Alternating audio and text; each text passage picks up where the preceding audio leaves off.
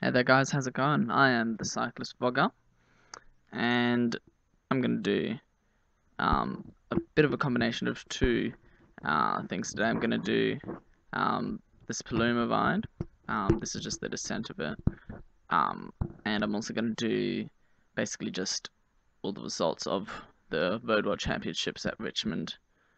So I rode up Paluma on Sunday, and it was awesome, basically.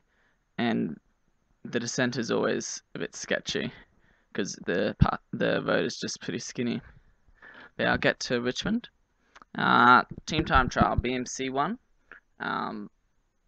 in 42 minutes and 7 seconds for 38.6 kilometers, followed by EdX Quickstep, then Movistar and Orca Green Edge at 54 seconds, and Giant Alpecin at 1 minute and 4 seconds.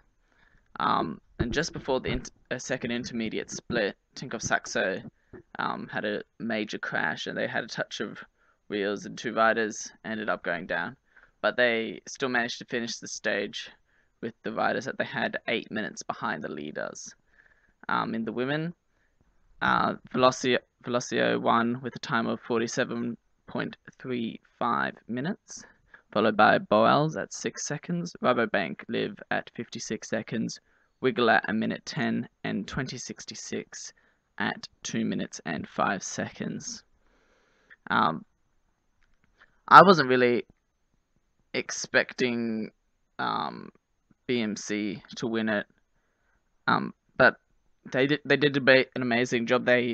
Rowan led them out really well. Oh, look, this is the point at which I was really close up behind my teammate. That was a bit scary. Green Edge didn't do as well as I thought that they would, but yeah. Once I was actually talking to one of my mates when we were doing Paluma, and we were talking about how BMC is going to be a really good team once Richie Porte joins them next year.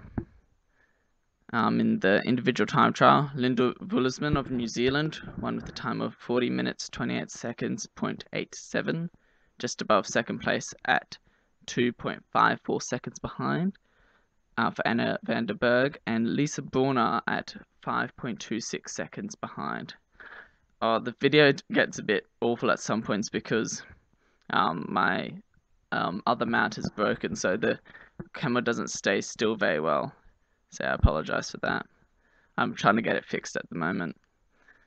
And then for the men in the ITT, Vasil Kikuran completed the 55.5 kilometer course in 1 hour, 2 minutes, and 29.45 seconds, with Adriano Malloy 9.08 seconds behind, and Jerome Koppel at 26.62 seconds behind.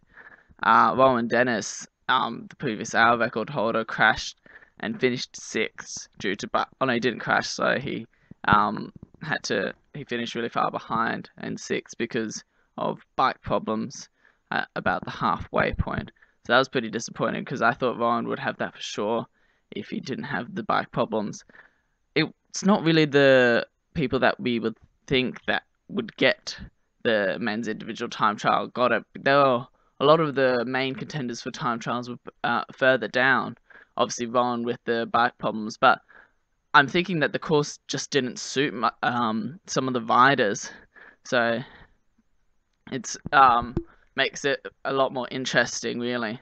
Different winners now, so they're not really, I don't think, going to be overall contenders for next year for the time trials. They'll still be unless they obviously change the time trial setouts, but the more traditional time trial specialists will probably still be up there for the time trials. It's not a general indication for the time trials for next year.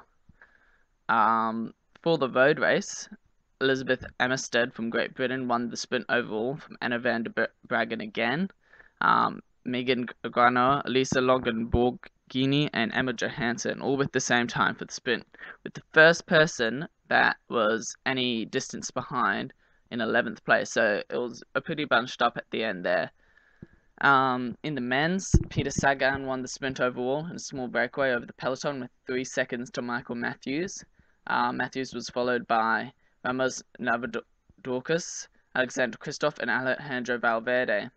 Australia had the most countrymen in the top 10, with two men of Michael Matthews and Simon Gammons. So I think Australia did pretty well overall in the World Championships this year.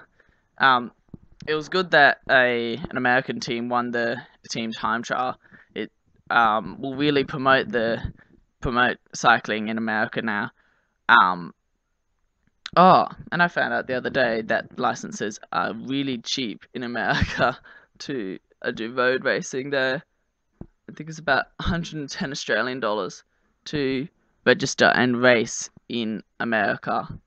So that's a lot better than our 350 that I'm going to have to pay next year because I'm a full license holder. Anyway, that's all for me. Thank you very much for watching, and I'll see you in the next one.